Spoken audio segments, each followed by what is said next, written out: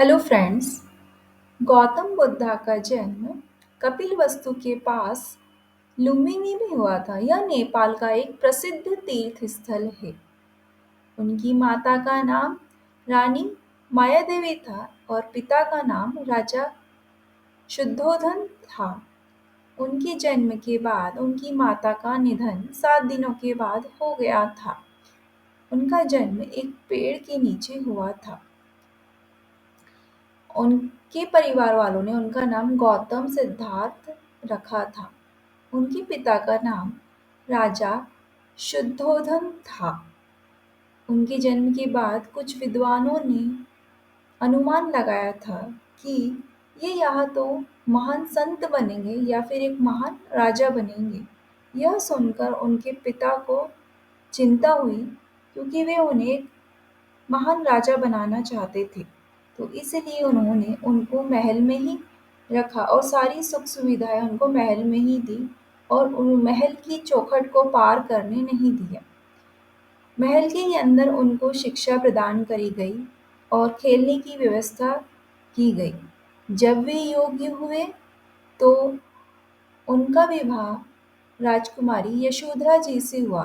उनसे उन्हें राहुल नाम का एक पुत्र हुआ। चार दीवारी में ही रहते रहते उनका मन ऊब गया, तो एक दिन उनका नगर भ्रमण करने का मन किया, तो वे सारथी के साथ भ्रमण के लिए निकल गए।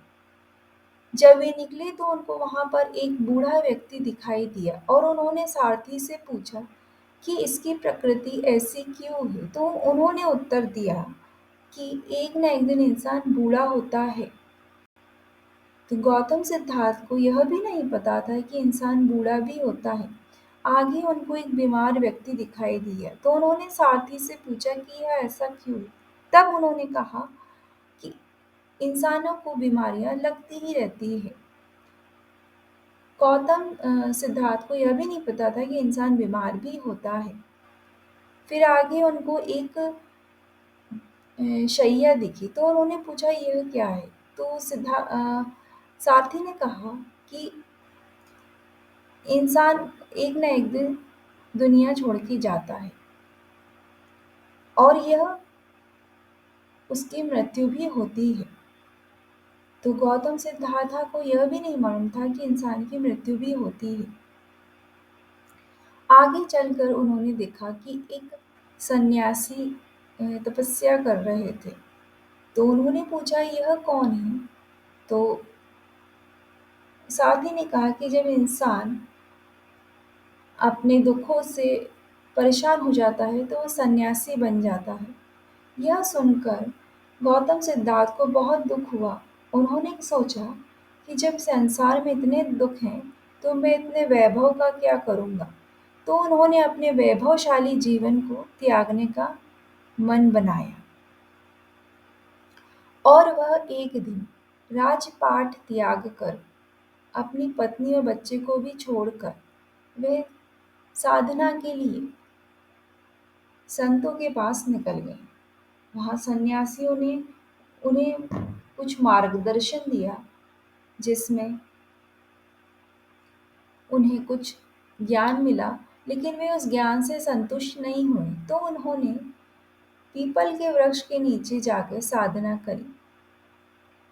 बहुत मेहनत के बाद उनको वैशाख पूर्णिमा के दिन गौतम बुद्धा को बौद्ध ज्ञान प्राप्त हुआ। उसी के बाद से वो गौतम बुद्धा कहलाने लगे।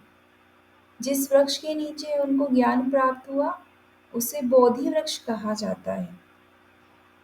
उसके बाद उन्हें अपने सारे प्रश्नों के उत्तर मिल गए। फिर उन्होंने उसी वृक्ष के नीचे धर्म का चिंतन किया और फिर वह बुद्ध के प्रचार के लिए निकल गए और वहाँ उन्होंने बौद्ध धर्म को फैलाया, जहाँ पर उन्होंने माध्यम मार्ग अपनाने का उपदेश दिया।